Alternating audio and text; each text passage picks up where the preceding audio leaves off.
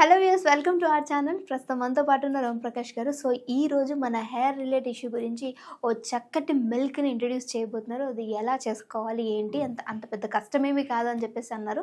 So ఏం కావాలనేది అడిగి తెలిసేసుకుందాం. నమస్తే సార్. నమస్తే అండి. సార్, అస్సలే అంత కష్టమేం కాదు, మీ ఇంట్లో దొరికే ఓన్లీ ఒక్కటే ఒక పదార్థంతో చేయొచ్చు అని చెప్పారు.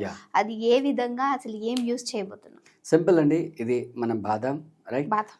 యా. సో మామూలుగా మనం బాదాంని స్వీట్లో వాడుతుంటాము, అవును. లేదా మామూలుగా పిల్లలు తినేస్తుంటారు. అయితే మన పెద్దలు ఏం చేస్తారంటే అది తినకూడదు, నీకు డైజెషన్ ప్రాబ్లం వస్తుందని చెప్తారు. అంటే ఇది కొంచెం కాస్ట్లీ ఐటమ్ కాబట్టి మన పెద్దలు అలా చెప్తుంటారు. అండ్ ఇంకోటి యూజ్ చేసే విధానం మనం ప్రాపర్గా యూజ్ చేస్తే ఇది మంచి బెనిఫిషియల్గా ఉంటుంది. అంటే రాగా తింటే దీంట్లో ఉన్న కొలెస్ట్రాల్ అంతా కూడా మన ఒంటికి పట్టేస్తుంది అనమాట. సో అలా కాకుండా దీంట్లో బెనిఫిట్స్ రావాలి, అట్ ద సేమ్ టైం మన బాడీకి డిసడ్వాంటేజెస్ రాకుండా ఉండాలి అంటే మనం ఏం చేయాలి, వీటిని సోక్ చేసి దీన్ని మిల్క్ చేసుకోవాలి.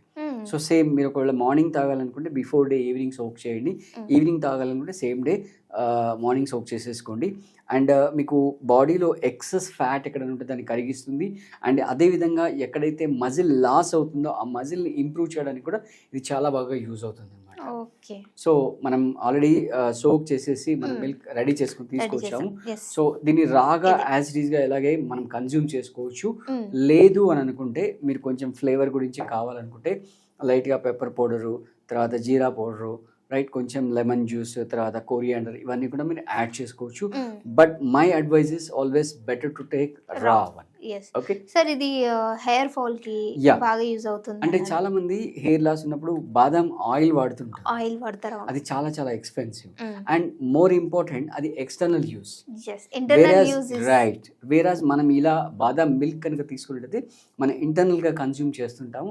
అంటే అక్కడ ఉండే సెల్స్ ఏవైతే ఉంటాయో, అంటే ఏ సెల్ నుంచి అయితే హెయిర్ గ్రో అవుతుందో ఆ సెల్స్ కి కావాల్సిన నరిష్మెంట్ అంతా కూడా అవుతుంది, ఇంటర్నల్ గా నరిష్మెంట్ అవుతుంది. సో మీరు ఒక 1 month, ఇప్పుడు మీరు ఒక 1 month రెగ్యులర్గా ఇవాళ నుంచి స్టార్ట్ చేయండి. మీ హెయిర్లో డిఫరెన్స్ అనేది మీరే చూస్తారనమాట. అంటే హెయిర్కి మంచి సరైన పోషన్ అనేది దొరుకుతూ ఉంటుంది. ఒకసారి టేస్ట్ చేసి మీరు చెప్తారా ఎలా ఉందో?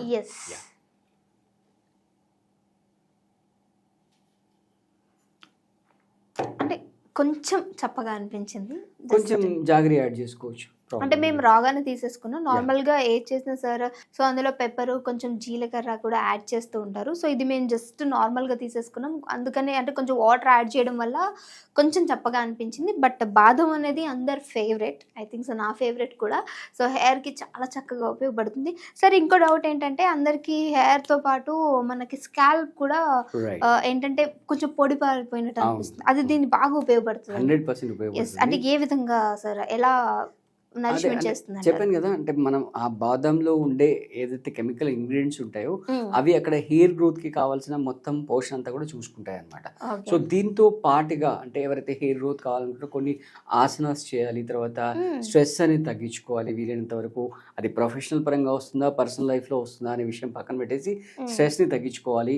అలా విధంగా మంచి sleep, quality sleep, uninterrupted sleep, ఒక కనీసం 7 to 8 hours అన్ఇంటరప్టెడ్ స్లీప్ ఉండాలి. తర్వాత ఫిజికల్ యాక్టివిటీస్, అందుకే చెప్పాను కదా, యోగాసనాస్ చేయడం, ప్రాణాయామం. అంటే యోగాసనాస్ చేయడం వల్ల ఫిజికల్ యాక్టివిటీస్ వస్తాయి, అదేవిధంగా ప్రాణాయామం చేయడం వల్ల స్ట్రెస్ అనేది తగ్గుతుంది అనమాట.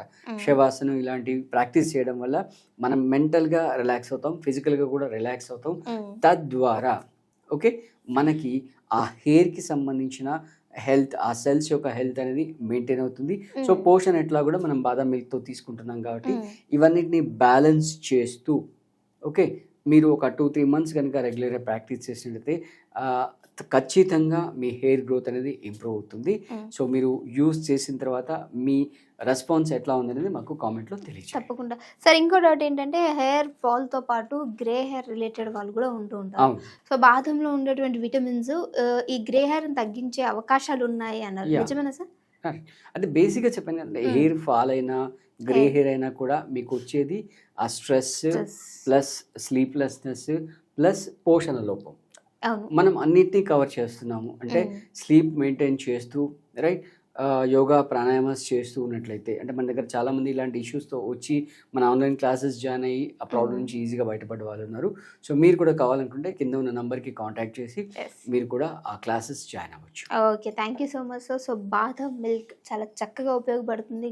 హెయిర్ ఫాల్ ఉన్న, గ్రే హెయిర్ ఉన్న అండ్ ప్రతి ఒక్క దానికి మనకి చాలా చక్కగా ఉపయోగపడుతుంది. కాబట్టి మీరు కూడా ట్రై చేయండి. ఓన్లీ ఒకటి బాదం తోటి మనం సోక్ చేసి తాగటం వల్ల మంచి బెనిఫిట్స్ అయితే ఉన్నాయి. ఇంతటి మంచి మిల్క్ని మా అందరికి ఇంట్రడ్యూస్ చేస్తున్నాం. Thank you so much sir.